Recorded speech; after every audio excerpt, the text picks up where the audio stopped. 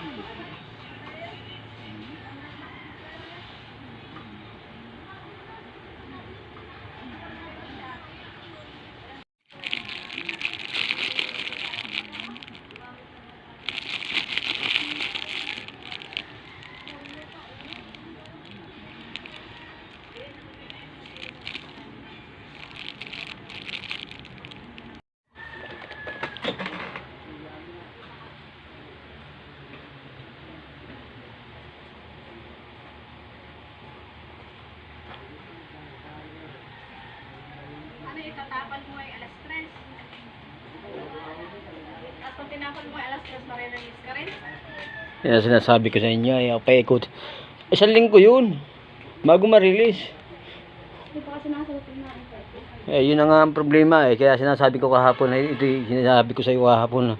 Talagang yun ay pang-tapal ko talaga. Sabi mo, yari rin bukas. Yung pala naman, hindi ka... Sinagot ni Ma'am. Ayun na nga ang problema natin eh. Kaya nga sinasabi ko baga sa iyo, siguraduhin mo kung ibibigay ko sa iyo ito. Eh ngayon, nangyari nga, hindi nga nagkatotoo yan. Hindi nagsasagot Ay, kahit... sa akin. Ayun na nga ang problema mo eh. Anong gusto mo hintayin ko yung isang linggo mo bago ka ma-release? Iba paano naman yung motor ko?